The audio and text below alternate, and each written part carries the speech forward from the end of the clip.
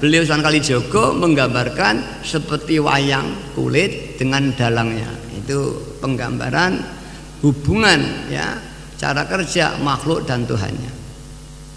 Ini bilah, sholatnya bilah, tidak diaku saya bisa sholat. Ngajinya bilah, Allah yang menggerakkan saya. Tidurnya begitu, zikirnya semua tidak diaku, sehingga tidak ada aku. Tidak ada aku. Aku ini nafsu.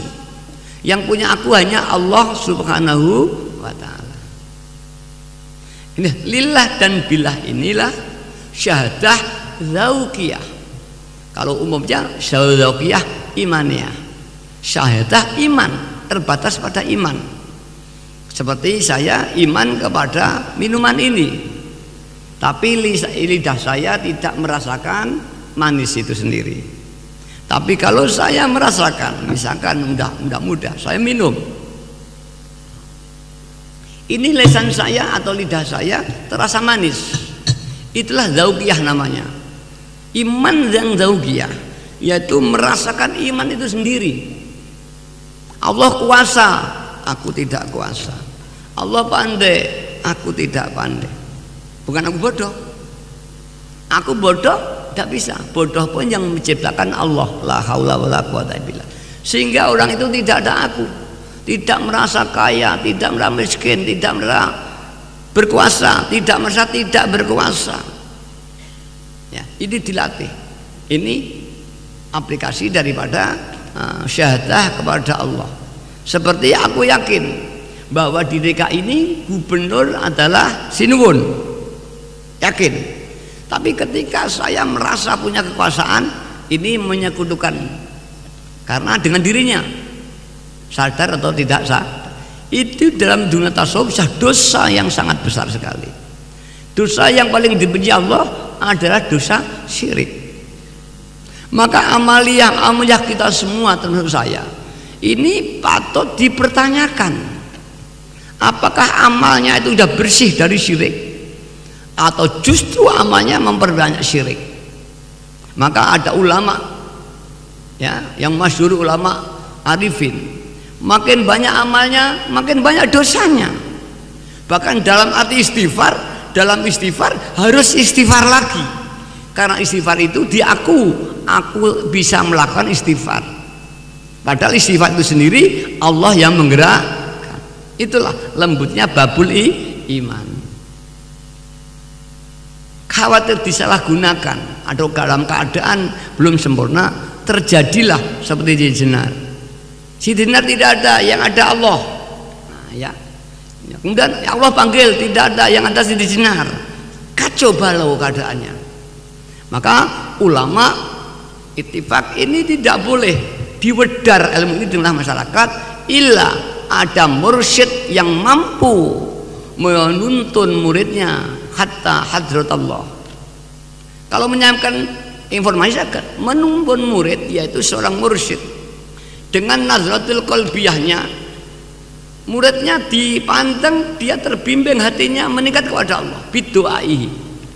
Mila walaupun muridnya di jagat timur, sang guru di jagat barat, guru mampu membimbing muridnya dengan jarak jauh. Mencari guru yang demikian sangat sulit. Yang ada orang yang transformasi informasi. Semua guru di madrasah, guru di sekolah itu hanya mentransformasikan informasi, bukan ilmu. Ilmu itu minallah, nur ilahiyah, nurul ilmu. Yang kita sampaikan itu hanya informasi saja. Seperti saya menyampaikan cerita minuman, makanan yang indah, itu hanya informasi, makanannya juga tidak datang pada saya. Tadi ke pelayan, ya, itu tidak menyampaikan makanan. Taman diceritai, ada makanan masakan ini, masakan itu, sangat enak sekali. Nanti kamu saya beri. Hanya cerita ini, orangnya tetap tidak mendapatkan makanan. Begitu iman kepada Allah, diceritain iman. Ya, ya hanya cerita ilmu saja, cerita kalah cerita, lama-lama menjadi lapar nanti. Begitu iman kepada Allah, cerita banyak sekali orang bisa menceritakan tentang teologi ketuhanan. Bahkan ahli filsafat teologi dia menerapkan teologi sangat luar biasa. Tapi terbatas pada cerita. Maka ya tidak ada yang sampai. Mencari guru yang demikian sangat sulit. Al-mursyid al-kamil mukamil, guru penuntun hati yang sempurna imannya dan mampu menyempurnakan muridnya dengan doanya walaupun tidak pernah berhubungan. Kal kibritil ahmar, kata Imam Ghazali. Lah mencari guru demikian sulit, ittifaq bainahum, di antara ulama-ulama tasawuf kalau sudah mencari guru yang kamil mukamil tidak bisa. Tidak ada amalan yang bisa digunakan untuk taqarruban ilallah karena harus ada mursyid. Mufakat para ulama sufi, semua bacaan-bacaan zikir Quran kalau digunakan untuk thariqah ilallah wajib harus ada mursyid yang kamil mukamil. Kalau digunakan untuk beramal ya tidak, wajib untuk memenuhi kaifiatul amal. Seperti mobil, saya ceritakan Bapak nanti. Mobil ada dua fungsi. Fungsi aset kekayaan, syaratnya harus megang BPKB. Dia mengaku punya mobil, mengaku punya rumah, tapi tidak ada suratnya, ya tidak sah pengakuan. Maka mobil itu kalau difungsikan sebagai aset harus dibuktikan ada BPKB. Tapi kalau mobil itu fungsinya transportasi, ya harus ada supirnya. Kalau nggak ada, nabrak-nabrak. Begitu apa itu Al-Quran, apa itu zikir, apapun yang kita amalkan, jika digunakan untuk beramal solih tanpa mursyid, tapi harus ada syaratnya, harus ikhlas. Namanya amal. Kalau tidak ikhlas nggak diterima oleh Allah sebagai amal. Zikir Allah Allah Allah ya digunakan sebagai amal satu, ya harus ada ikhlas. Ya, kalau baca Quran, kalau orang Ahlussunnah wal Jamaah NU kudu nggak batal wudunya dan sebagainya.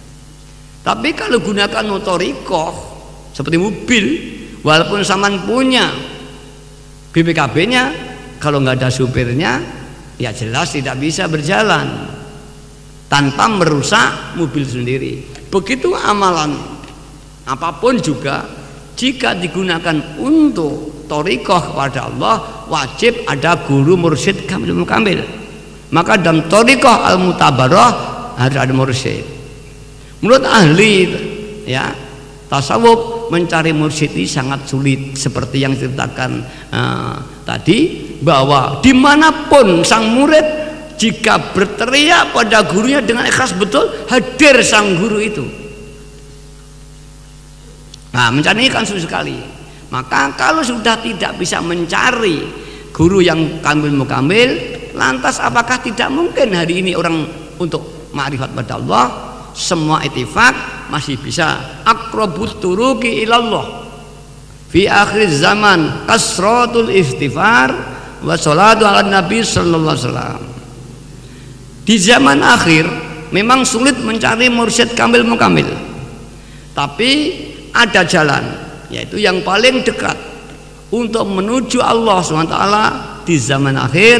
Satu, istighfar, karena dosa itu hijab zulmah, penutup hati kegelapan. Kedua, yaitu dengan memperbanyak sholawat. Mengapa sholawat? Kalau yang lain kok nggak bisa?